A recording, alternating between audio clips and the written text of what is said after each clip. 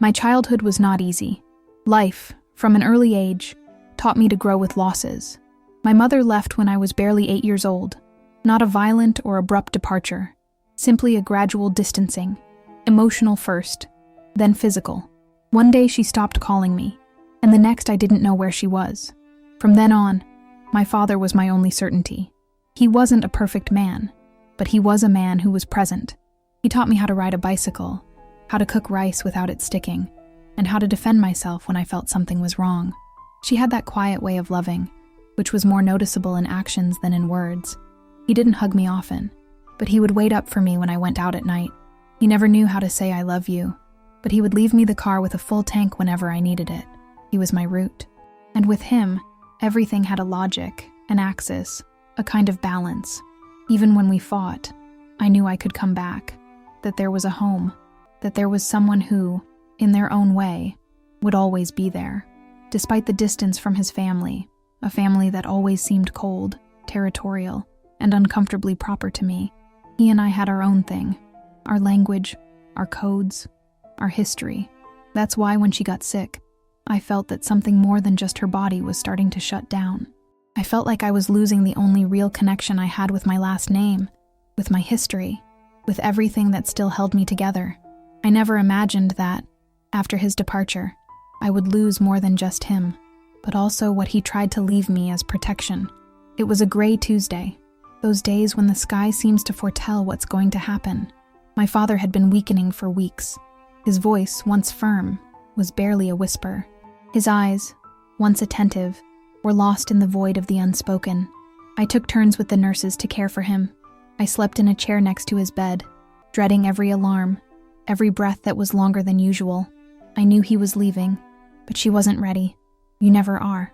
Early that Tuesday morning, I knew it was the end before the monitors confirmed it. It was something in his breathing, a new silence, denser, more definitive. I held his hand, and although he didn't speak to me, I could swear he squeezed my fingers. A silent goodbye, an invisible thank you. I'm sorry. He never actually said. When she left, something broke inside me, but alongside the sorrow, I also felt a small peace, because he had spoken to me, albeit in few words, about his intentions.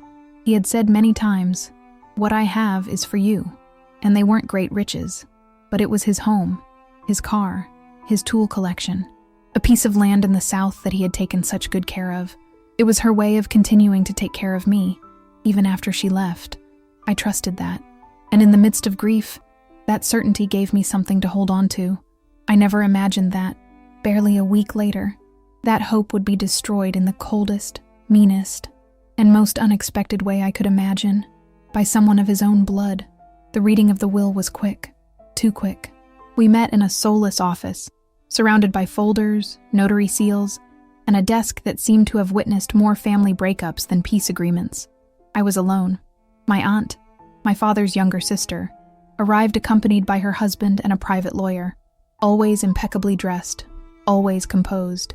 Her face showed no pain, only a kind of measured expectation. The notary began to read, and that's when the collapse began. The house, the land, the car, even the bank accounts. Everything, absolutely everything was in her name. My aunt. There was no mention of me. It's a symbolic phrase. It's a clause. Not even an in case. Only a complete and clear transfer. No room for doubt. I remember looking at the notary, searching for an explanation. "Is that all?" I asked. He simply nodded. "That's what the legal document states." My aunt didn't look at me. Not a word. Not a gesture of discomfort. As if I were a stranger who had arrived by mistake. I stood there, frozen, unable to understand. My father, the man who had raised me alone for years, who had promised me that everything he owned would be for me. Had he changed his mind? Or had something else happened? I felt the floor open up beneath my feet. But what hurt the most was not the material loss. It was the implicit betrayal, the stain, the silent message that said, "You're not part of it. You don't matter. You don't deserve it." I didn't know how, or when, or why. I just knew something was wrong, and that injustice could not be left like that. I left that office with empty hands and a chest full of questions. I called the lawyer who had accompanied my father during his last hospitalization. He told me that, indeed, My father had expressed his wish to leave me everything. He had started a new will, but never got around to signing it. "And the previous document?" I asked. "It was revoked, and then replaced by this one, the one that favors your aunt." The change had occurred just a month before his death, just when I was weakest, most sedated, most vulnerable. I tried to investigate. I went to the civil registry, requested copies, spoke with notaries, visited offices that smelled of mold and bureaucracy. Everything pointed to the same thing. The signature was legal. The will, valid. My aunt appeared as the sole heir. No conditions, no opposition. I mustered up my courage and went to confront her. His house, as cold as his voice. He greeted me at the door, without inviting me in. "Why?" I asked him directly. "Why did you do that?" She looked at me with a calmness that made my blood boil. "He changed his mind. Period. I don't believe you. You don't have to believe me. The law is on my side." I wanted to scream at him. I wanted to push open the door and look for evidence. I wanted to take justice into my own hands. But she closed it gently, without flinching, as if I were a minor inconvenience. I tried to talk to the rest of the family. Cousins, uncles, old acquaintances. Everyone closed ranks. "Nobody wants trouble, daughter. Your dad would know what he was doing. Maybe it wasn't that bad." I felt like I was being turned off, that they were deleting me. That turned my pain into an exaggeration. But inside, something was still burning. I wasn't going to give up, even if I were alone. Even though it seemed that the truth no longer had a place. Rage is a strange compass. When you are alone, betrayed, and surrounded by crushing legal walls, that rage becomes the only flame that drives you to keep going. I started checking everything. Old emails, messages, documents, conversations recorded by chance. And that's where I found a clue. A voicemail from my father, weeks before he signed his new will. He sounded confused, slow. You could tell he was drugged. It said something like, "I don't understand why Lucia, my aunt, wants me to sign this now. Didn't we already talk about it?" That phrase changed everything. It wasn't a clear decision. It was a maneuver. I checked her medical records. I confirmed that she had a medication change that same day. One that, according to the report, could cause disorientation and drowsiness. Then I knew I wasn't alone in my suspicion. I called a nurse who took care of him during those days. She hesitated, but ended up speaking. She told me that Lucia had gone with a notary one afternoon, that the visit was brief, but that afterward she saw my father very confused. He signed something, the nurse said, but he didn't seem to fully understand. With that in hand, I tried again to reopen the case. The system was impenetrable. Legally, it was valid. Technically, it couldn't prove coercion. Morally, the whole thing reeked of manipulation. And yet, he had no voice. People only listened to papers. But something changed when I published an open letter on social media, without names, without direct accusations, just my version, my pain, my truth. And that's when, from the silence, someone unexpected decided to speak. I wasn't expecting anything.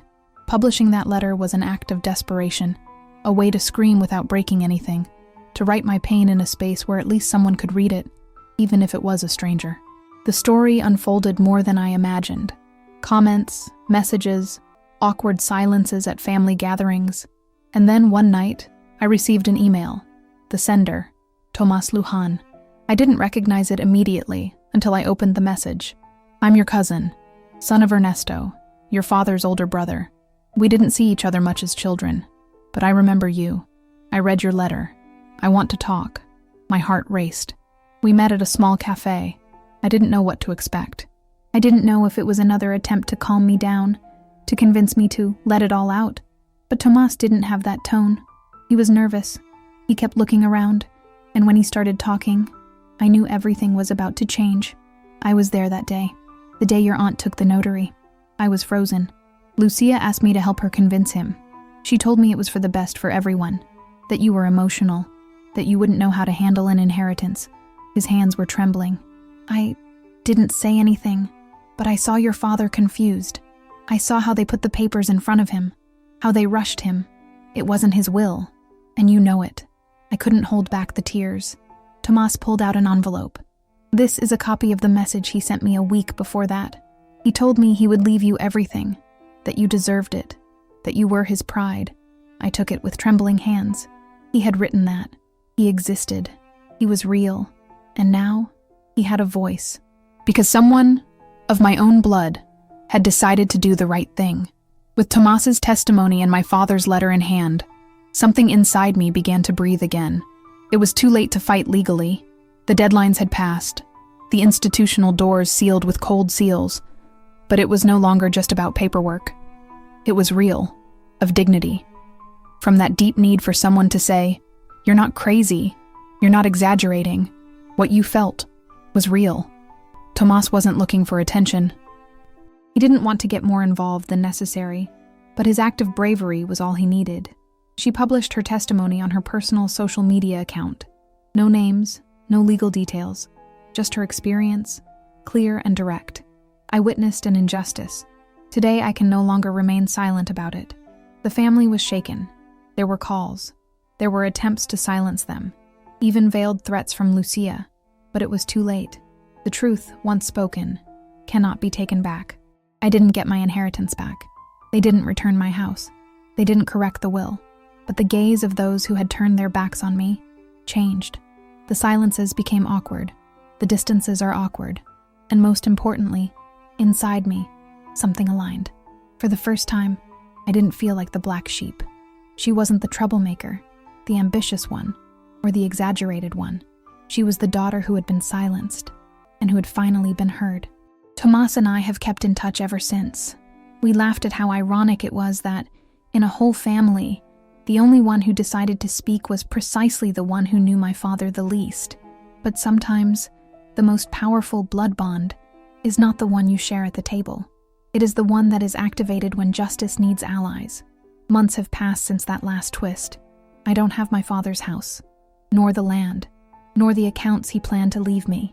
Lucia continues living as if nothing happened, as if she hadn't destroyed a legacy that wasn't hers, as if blood didn't matter when there are signed documents. But I no longer carry the same weight, because I understood that what had been stolen from me wasn't just material. They took away the clean image I had of my family. They robbed me of the possibility of a dignified closure with my father. And for a while, they made me doubt myself. But I survived. And more than that, I rebuilt myself. The voice I have now does not depend on a will. It depends on what I choose to do with the silence.